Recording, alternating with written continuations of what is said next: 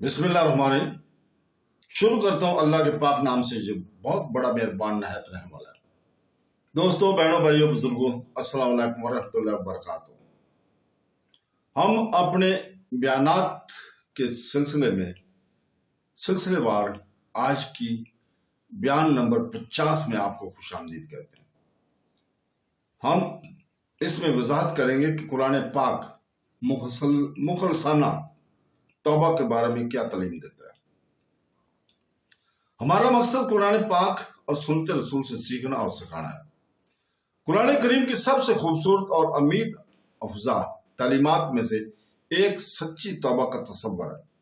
قرآن پاک بار بار اس بات پر زور دیتا ہے کہ اللہ تعالیٰ رحم کرنے والا ہے اور توبہ قبول کرنے والا ہے۔ پیغام واضح ہے کہ انسان کے گناہ کتنے ہی بڑے کیوں نہ ہوں، اگر وہ اخلاص کے ساتھ اللہ تعالیٰ کی طرف رجوع کرے تو اللہ تعالیٰ کی رحمت ان کو قبول کرے گی۔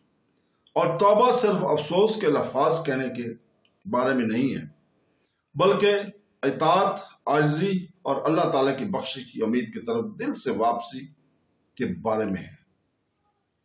قرآن پاک بیان کرتا ہے کہ توبہ ایک ایسا دروازہ ہے جو موت کے قریب آنے تک یا قیامت تک کھلا رہتا ہے۔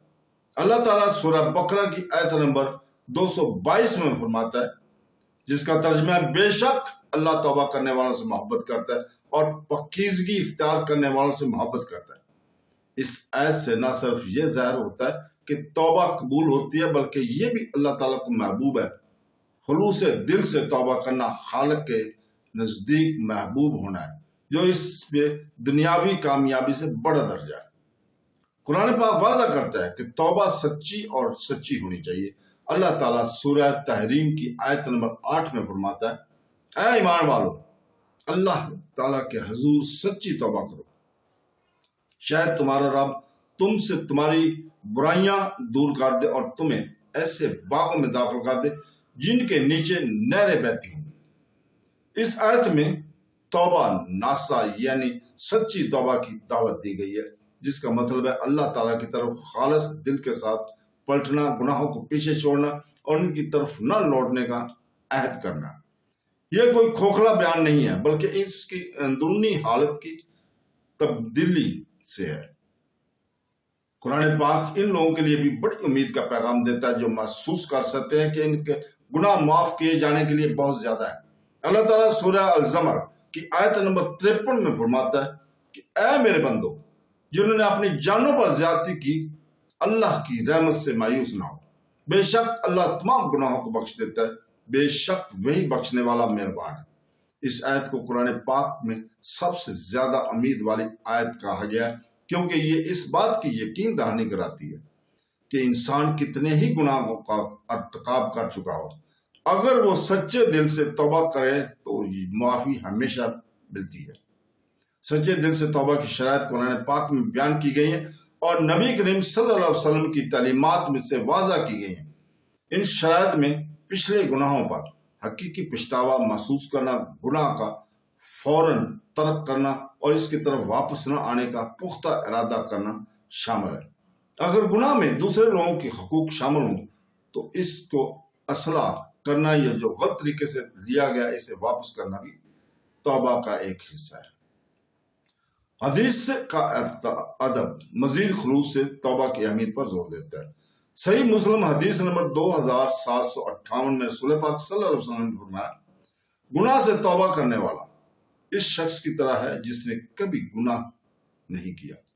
یہ طاقتور بیان ظاہر کرتا ہے کہ اللہ تعالیٰ کی رحمت سچی توبہ کرنے پر گناہوں کو مکمل طور پر مٹا دیتی ہے۔ ایسا نہیں ہے کہ گناہ بوجھ بن کر رہ جائے، بلکہ اللہ تعالیٰ اسے ایسے مٹا دیتا ہے جیسے کبھی ہوا ہی نہیں ہے۔ ایک اور روایت میں رسول پاک صلی اللہ علیہ وسلم نے خوبصورتی سے بیان فرمایا، صحیح بخاری حدیث نمبر 6309 میں، اللہ تعالیٰ اپنے بندوں کی توبہ کو کتنا پسند کرتا ہے۔ اللہ تعالیٰ اپنے بندوں کی توبہ سے اس سے زیادہ خوش ہوتا ہے جتنا کہ تم میں سے کوئی اس وقت خوش ہوتا ہے کہ جب اسے اپنا اونٹ صحرا میں کھو جانے کے بعد ملے۔ یہ حدیث خوشی اور راحت کی ایک واضح تصویر پیش کرتی ہے، جس سے ظاہر ہوتا ہے کہ اللہ تعالیٰ اپنے بندوں کو معاف کرنے میں خوش ہوتا ہے جب وہ اس کے طرف رجوع کرتے ہیں۔ قرآن پاک یہ بھی سکھاتا ہے کہ توبہ میں تاخیر خطرناک ہے۔ اللہ تعالیٰ سورہ نساء کی آیت نمبر 18 میں تنبیہ کر فرماتا ہے کہ جس کا ترجمہ ہے ان لوگوں کی توبہ قبول نہیں ہوتی جو برے کام کرتے رہتے ہیں یہاں تک کہ جب ان میں سے کسی کو موت آ جاتی ہے تو وہ کہتا ہے کہ میں اب توبہ کرتا ہوں، یا ان کی توبہ قبول نہیں ہوتی جو کفر کی حالت میں مرتے ہیں۔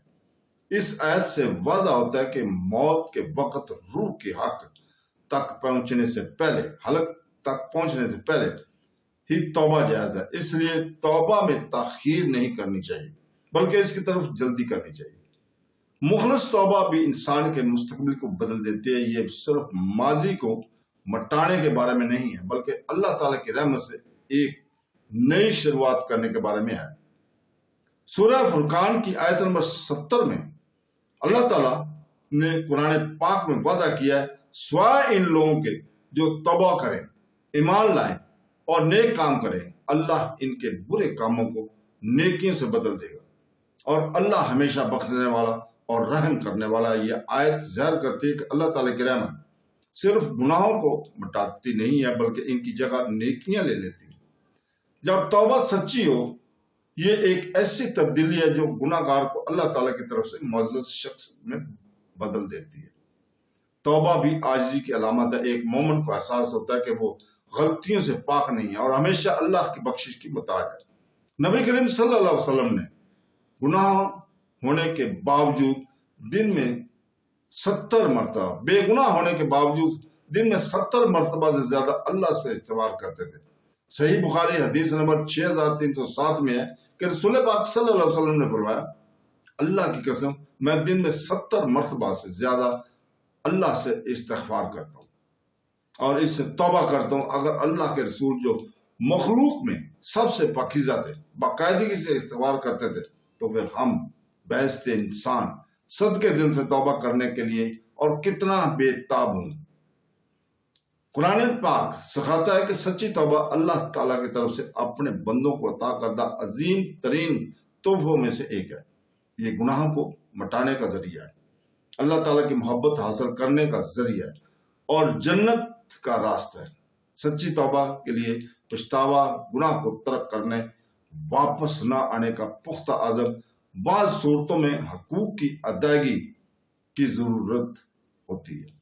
اسے موت کے قریب آنے سے پہلے کرنا چاہیے اور جلدی اس گلے لگا لیا جائے، اتنی میں زیادہ برکت ہوگی۔ قرآن پاک یقین دلاتا ہے کہ اللہ کی رحمت بہت وسیع ہے اور وہ توبہ کرنے والوں کی زندگیوں کو بدل دیتا ہے۔